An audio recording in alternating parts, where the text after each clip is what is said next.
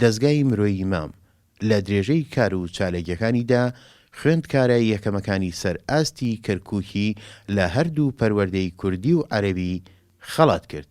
سەرەتا بە ناوی خوێندنی کوردی و سەرجەم مامۆستایانی خوێندنی کوردی دەستخۆشی خۆمەکەم لە دەستگای مام کە ئەمڕۆ ئەستا لێرە بە دابشکردنی هەدیە بەسەر خوێندکارە یەکەمەکان و لە ڕابردووشە زۆر بەڕێز شێخ لاهور وەکو هاوسەرۆکی یەکێتی نیشتیمانی کوردستان ئەو دەورەی بە ئێمە بەخشی ئەمە خۆی بۆ خۆی ئەوە ئەگەیەنێ کە کەیسی کەرکووک زۆر گەورەیە و لە ضرورەت و لە ئەهەمیەتی یەکێتی نیشتیمانی کوردستانە.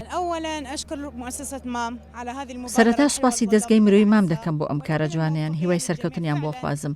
ئەو کارەشیان هەندێکە بۆ ئەوەی خوێندکاران زیاتر بخوێنن سەرکەوتنی زیاتر بەدەست بێنن. جارێکی تر سوپاسی دەستگای مرۆیی مام دەکەین و هیوای سەرکەوتنیان بۆ دەخوازم.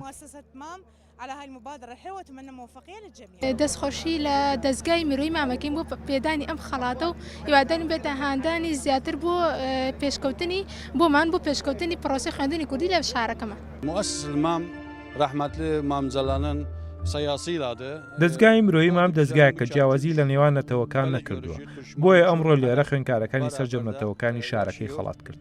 خدا مام جەلال بە بەهەشتی بەرین شاد بکات. ئێمە دەبێت باسی کردەوە چاکەکانی مام جەلال بکەین کە ئەمە یەکێکە لە کردەوە چاکەکانی مام جەلال بە ڕەحمەت بێت کە بەبێ جیاوازی خزمەت بە شارەکە دەکات. دابشکردنی خەڵاتەکان بەسەر خوێندکارە یەکەمەکانی کەرکووک لە مەراسیمێکی شایستەدا بەڕێوەچوو کە تێیدا خوێندکارانی سەرجەم نەتەوەکانی کەرکووکی لەخۆ گردبوو.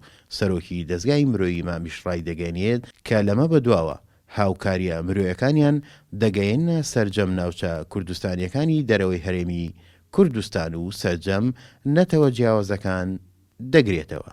دیارە دەستگای مرۆیی مام لە چوارچێوەی دروشمی ئاشتی پێکەوە ژیان گەشە پێدان کار و چالێکیەکانی ئەنجام دەدا.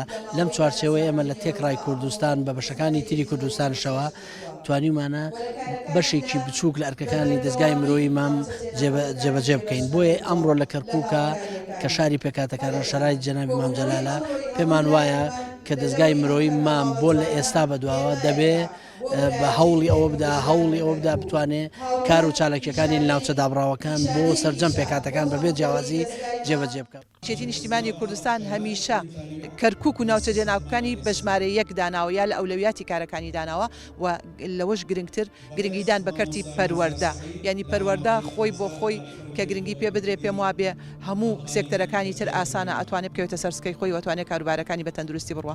دەستگای مرۆیی مام لە ماوەی ڕابردوودا و لە کاتی سەرهەڵدانی ڤایرۆسی کۆرۆنا پێداویستی تەواوی تەندروستی گەیاندا کەرتە جیاوازەکانی تەندروستی کەرکووک. ئەم کاری ئەمڕۆژ هاندانێکی بەهێز دەبێت بۆ بەرەو پێشچوونی ئاستی خوێندن لە شاری کەرکووک. ئازادشکوور گەلی کوردستان، کەرکووک.